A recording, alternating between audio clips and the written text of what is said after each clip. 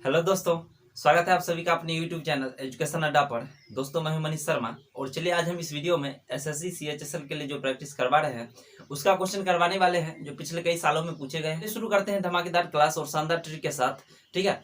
और दोस्तों अगर आप इस चैनल पर नए हैं तो चैनल को सब्सक्राइब कर लीजिए और बेल आइकन दबा करके ऑल नोटिफिकेशन सेट कर लीजिए ताकि मेरे हर क्लास का नोटिफिकेशन मिलता रहेगा, ठीक है। और इससे पहले का वीडियो अगर आपने नहीं देखा है तो सारे वीडियो का लिंक ऊपर आई बटन में दे दिया गया है, आप वहां से क्लिक करके देख सकते हैं, ठीक है। तो चलिए शुरू करते हैं फटाफट से। आज का पहला क्वेश्चन है, वह छोटी सी छोटी संख्या जिसे 4, 5 और 6 से विभाजित करने पर क्रमशः 1, 2 और 3 शेष बचता है। बहुत ही अच्छा सवाल है, ठीक है।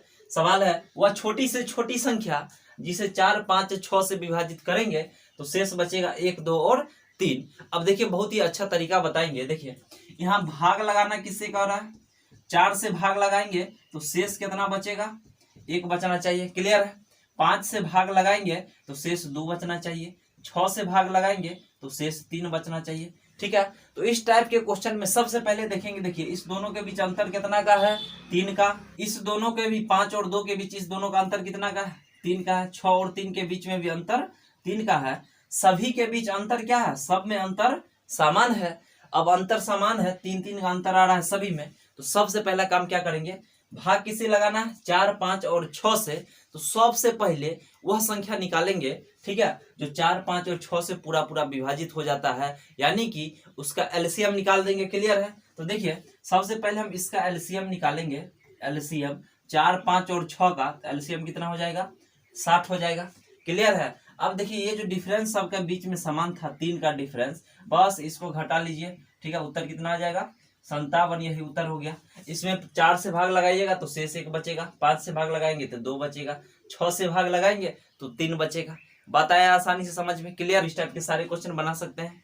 तो चलिए बढ़ते हैं अगले क्वेश्चन पर। इस टाइप के सवाल जब भी पूछे जाएंगे बहुत ही आसानी से मौखिक बना सकते हैं, ठीक है। बस देखिए इस रूट जो लिखा हुआ है इसके अंदर में करनी में कुछ नहीं तो 2 छुपा रहता है, क्लियर है। अब कुछ नहीं करना है, जो संख्या लिखा हुआ इसको ज्यों का त्यों लिख देंगे, क्लियर है। और इसमें करनी में 2 छुपा रहता है, ठीक है। बस 2 का टेबल पढ़ना है, जेवा रूट लगा हुआ। तो 2 दूनी 4 दूनी 8, ठीक है। पावर में लिखेंगे 8 और उससे 1 कम ऊपर में, तो 5 का पावर 7/8, यही उत्तर हो गया। बात आया समझ में। फिर से एक बार देखिए, ये रूट के अंदर में करनी में कुछ नहीं तो 2 छुपा रहता है, क्लियर है। अब कुछ नहीं करना है, संख्या को ज्यों का त्यों लिख लेंगे और टेबल पढ़ेंगे। 2 दूनी 4 दूनी 8, ठीक है। 8 को नीचे में लिखेंगे और उससे 1 कम ऊपर में, यानी 5 का पावर 7/8, उत्तर हो गया। बात आ गया आसानी समझ में, क्लियर है। आप इस टाइप के सारे क्वेश्चन को आप बना सकते हैं, ठीक है। तो चलिए बढ़ते हैं अगले क्वेश्चन पर। एक बंदर 60 मीटर ऊंचे खंभे पर 1 मिनट में 6 मीटर चढ़ता है, परंतु दूसरे मिनट में 3 मीटर नीचे फिसल जाता है, तो बताओ वह कितना मिनट में ऊपर चढ़ जाएगा। बहुत ही अच्छा सवाल है, ठीक है। देखिए 60 मीटर ऊंचा खंभा है, ठीक है। खंभा का ऊंचाई कितना दिया हुआ, ये पूरा 60 मीटर है, ठीक है। और सवाल 1 मिनट में 6 मीटर चढ़ता है, 1 मिनट में 6 मीटर चढ़ेगा, क्लियर है। उसके बाद है दूसरा मिनट में क्या होता है, 3 मीटर नीचे फिसल जाता है।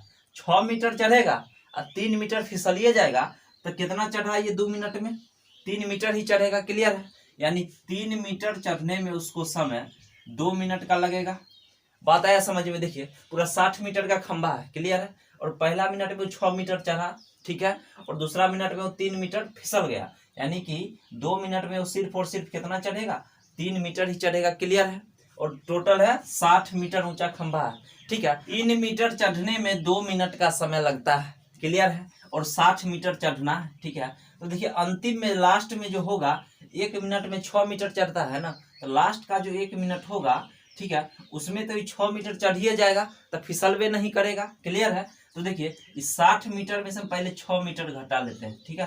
कितना मीटर बच गया, 54 मीटर, यानी कि वो 54 मीटर उसको चढ़वाना है पहले, ठीक है। तो देखिए अगर हम 3 मीटर 2 मिनट में 18 से गुना कर देते हैं, ठीक है, कितना हो गया 54 मीटर।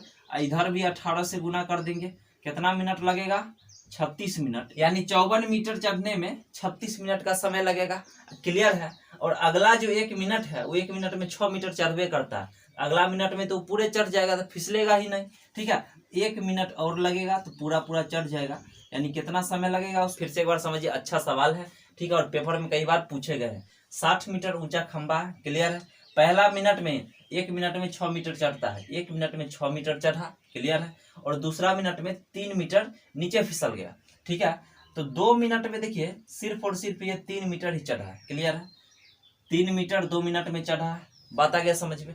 अब देखिए 1 मिनट में 6 मीटर चढ़ता है, तो जब अंतिम में क्या होगा, वो तो ऊपर चढ़ जाएगा 1 मिनट में 6 मीटर, तो नीचे फिसलेगा ही नहीं। तो 60 मीटर टोटल था, उसमें से 6 घटाया, लेकिन 54 मीटर उसको पहले चढ़ाइए, ठीक है। यानी 54 मीटर चढ़ने में उसको 36 मिनट का समय लगता है, क्लियर है। अब अंतिम का जो 1 मिनट होगा उसमें तो 6 मीटर चढ़िए जाएगा, ठीक है। तो 60 मीटर चढ़ने में उसको कितना समय लग जाएगा, 37 मिनट का समय लगेगा। बात आ गया आसानी समझ में, क्लियर है। तो चलिए बढ़ते हैं अगले क्वेश्चन पर। एक दूध वाला दूध खरीदने पर 1 रुपया प्रति लीटर और इसे 2 रुपया प्रति लीटर पर बेचता है, जबकि वह हर 6 लीटर के साथ 2 लीटर पानी मिलाता है, तो लाभ प्रतिशत क्या है। बहुत ही अच्छा सवाल है, ठीक है। 6 लीटर के साथ 2 लीटर पानी मिला देता है, ठीक है। देखिए सीपी कितना हो जाएगा, पहले 6 लीटर खरीदेगा 1 रुपया के हिसाब से, यानी क्रय मूल्य कितना हो जाएगा, 6 रुपया हो जाएगा, क्लियर है। लेकिन जब ये बेचेगा तो 6 लीटर नहीं बेचेगा, क्लियर है। 2 लीटर पानी मिला देगा, यानी कितना बेचेगा, 8 लीटर बेचेगा, ठीक है। 8 लीटर बेचेगा 2 रुपया के हिसाब से, कितना रुपया हो गया, 16 रुपया। बात आया समझ में। देखिए सवाल था जो एक दूध वाला दूध खरीदने पर 1 रुपया प्रति लीटर और इसे 2 रुपया प्रति लीटर पर बेचता है, और वह हर 6 लीटर के साथ 2 लीटर पानी मिलाता है, तो 6 लीटर खरीदेगा 1 रुपया के हिसाब से, यानी 6 रुपया में, क्लियर है। लेकिन बेचेगा तो 2 लीटर पानी मिला देगा, यानी 6 लीटर जो था अब कितना हो जाएगा, 8 लीटर हो जाएगा। और इसको बेच देगा 2 रुपया प्रति लीटर के हिसाब से, यानी कि 16 रुपया में बेचेगा, क्लियर है। अब पूछा जा रहा है लाभ प्रतिशत बताइए, प्रतिशत लाभ कितना का हो जाएगा। देखिए 6 रुपया में खरीद के लाया था और बेच रहा है 16 रुपया में, ठीक है। तो 10 का लाभ होगा, कितना पर, तो 6 पर, प्रतिशत के लिए 100% से गुना, क्लियर है। अब 2 से भाग लगाएंगे, देखिए 3 बार में कटेगा, 2 से ये 5 बार में कितना गया, 500 बट्टा में 3, इसको भाग लगा देंगे 166.66%, यही उत्तर हो गया, क्लियर है। बात आया समझ में, आसान सवाल था। तो चलिए बढ़ते हैं अगले क्वेश्चन पर। बहुत ही अच्छा सवाल है, ठीक है। और इस टाइप के क्वेश्चन पूछे जाएंगे तो बहुत ही आसान तरीका बताएंगे जिससे आप क्वेश्चन को आसानी से बना सकते हैं, ठीक है। देखिए एक को संख्या है, बार बार सब पे रूट लगा हुआ है इन्फिनिटी तक, ठीक है। तो क्या करेंगे, सबसे पहले ये संख्या को ज्यों का त्यों बाहर में निकाल लेंगे, ठीक है। अब इसको दो ऐसा फैक्टर में तोड़ना है जिसका अंतर 1 होना चाहिए, ठीक है। तो देखिए 156 को हम लिख सकते हैं 12 गुना में 13, दोनों को गुना करेंगे तो 156 हो जाएगा, क्लियर है। अंतर देखिए कितना का है, 1 का, हमेशा अंतर 1 का होना चाहिए, क्लियर। अब देखिए प्लस वाला है तो बड़ा जो संख्या है वही उत्तर हो जाएगा, अब माइनस में रहता तो जो छोटा संख्या होता है वही उत्तर हो जाएगा। तो देखिए यहाँ उत्तर कितना हो जाएगा, 13, यही उत्तर हो जाएगा, क्लियर है।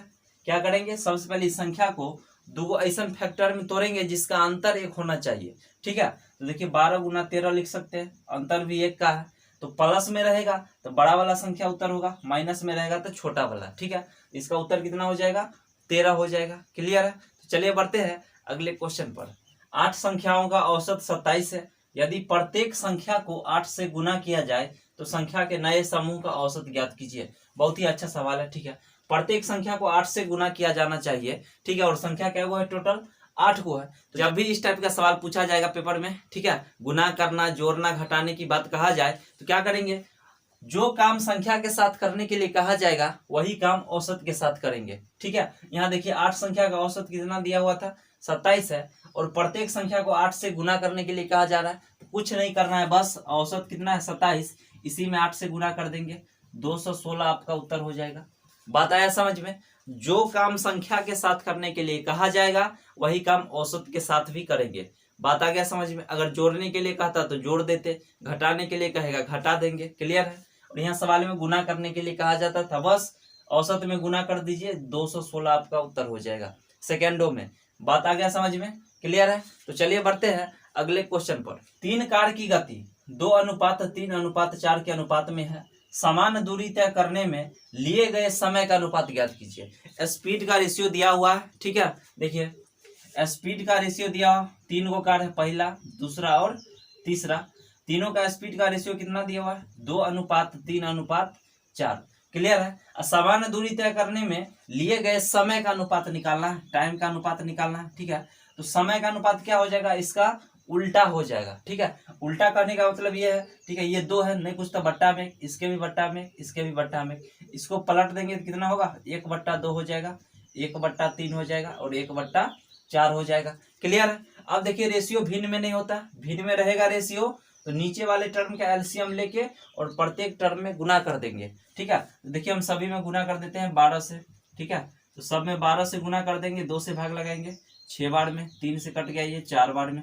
क्लियर है, 4 से 3 बार में, यानी कि आपका समय का रेशियो कितना निकल गया, 6:4:3 निकल गया। क्लियर है, 3 को कार का चाल यानी गति का रेशियो दिया हुआ था। ठीक है, 2:3:4, तो समय का रेशियो पूछा जा रहा है तो इसका उल्टा कर देना है सिर्फ। ठीक है, उल्टा करेंगे तो 2 लिखा हुआ था तो 1/2 हो जाएगा, 1/3, 1/4। क्लियर है, और रेशियो भिन्न में रहेगा तो नीचे वाले टर्म का एलसीएम लेके सभी टर्म में गुना कर देंगे तो रेशियो कितना आ गया, 6:4:3 आ गया। क्लियर है। अब पेपर में अब ऐसे नहीं करना है, पेपर में बस 1 सेकेंड में उत्तर आएगा। ठीक है, तो चलिए वो तरीका भी देख लेते हैं। ठीक है, अगला देखिए सेकेंड तरीका क्या है, स्पीड का रेशियो दिया हुआ था कितना है, 2:3:4 दिया हुआ था स्पीड का रेशियो।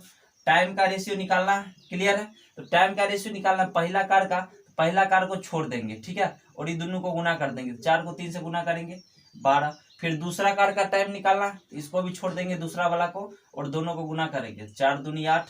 फिर तीसरा निकालना, तीसरा को छोड़ देंगे, 3 दूनी 6 हो गया। क्लियर है, अब 2 से भाग लगा दीजिए तो 6 बार में, 2 से ये कट गया 4 बार में और ये 3 बार में, रेशियो कितना आ गया, 6:4:3 आ गया। क्लियर, बात आया समझ में कैसे करना है। स्पीड का रेशियो दिया हुआ था। ठीक है, टाइम का रेशियो निकालना है तो पहला टर्म को छोड़ देंगे, दोनों को गुना करेंगे तो 12 हो गया।